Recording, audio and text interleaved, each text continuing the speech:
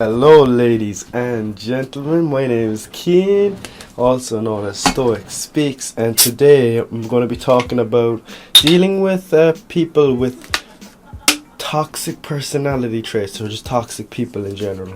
So this one is quite a hard topic to deal with because there's lots of people are vastly different in every aspect. I know people that are just toxic. I know people that have like personality disorders and they can't really be classed as toxic because they've got personality disorders. And I know people that are lovely but have toxic tendencies or toxic traits, as I like to call them. And now myself, everybody has toxic traits. I've got toxic traits that I'm working on myself. None that I really stand out on. I'm very balanced as a person. I'm very calm and stuff. I don't have temper problems or anything like that. But there are some that I am aware of, like definitely, like correcting people when they say something wrong, like or maybe being condescending. That's an awful toxic trait. Like you don't want to make people uncomfortable in your presence in case you're going to correct them. That's something I used to do for years, but I don't do anymore. It has no need to be in my life. It's not when people think about me, I don't want them to think about that. Fuck that. Like if you see these niggles in people that you don't like, you really need to first think about the niggles you have that other people don't like, and you need to fix those, because otherwise you're going to be a toxic person also. And the thing is, everyone says cut toxic people out of your life, but it's not always that simple. It's not that straightforward. Now, if a person is proper, like if you're getting physically abused by someone, or if they're mocking you mentally, now cut that out. If they're a proper Hitler of a person, cut that fucker out. But if they're just shit at controlling their emotions, or that's about it. That's what it all boils down to. If they've got low emotional intelligence, then you can help that person develop, definitely. The reason why this video wasn't even on my mind until I had an experience there with one of my buddies where he was just being a little bit of a bitch. Like, he didn't get his own way. He asked me to do something. I was like, no man, I don't want to do that. And he started throwing a hissy fit, and that's a toxic trait that I've noticed he's had for a very long time. And up until now, I would just ignore it. I would ignore it, and I would submit to that behavior. But I don't want to do that anymore. I actually learned this trait from my manager in work. A great guy, very, very emotionally intelligent. He taught me the topic of emotional intelligence, taking a step back and analysing.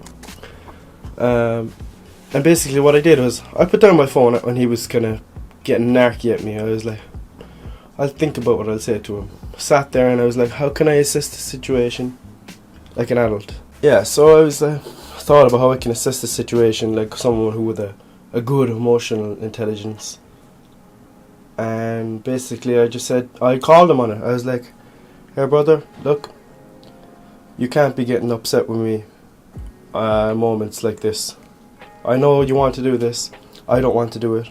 This can be easily pitched, just pitch another idea to me and I'll go with that.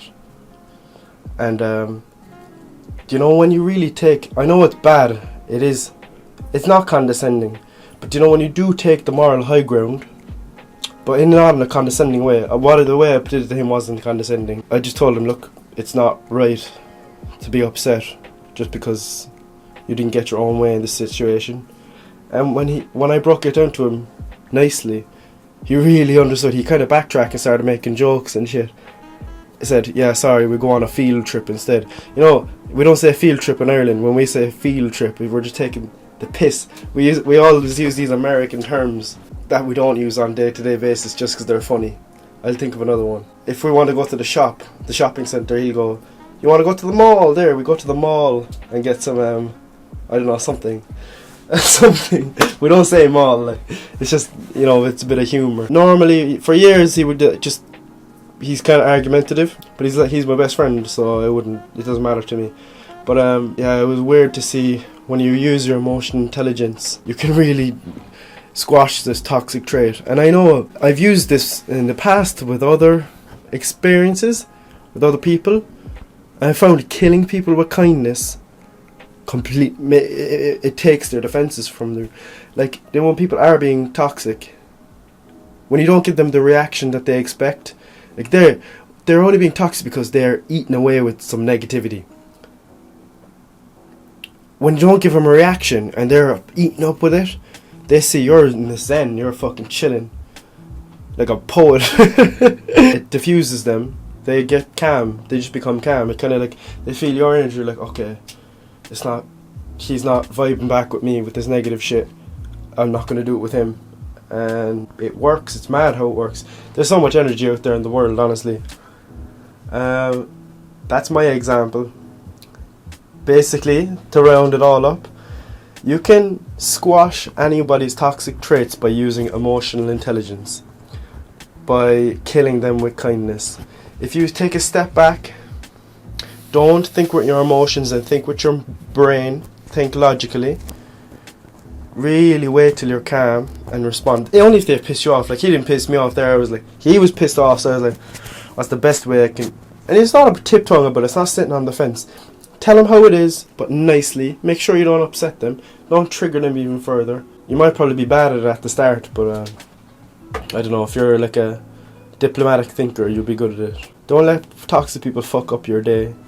And look at my NoFap videos if you haven't seen them before. They're great. I love NoFap. NoFap changes your life. If you're a man, get on that shit. Go on. I'll see you. Have a good day now.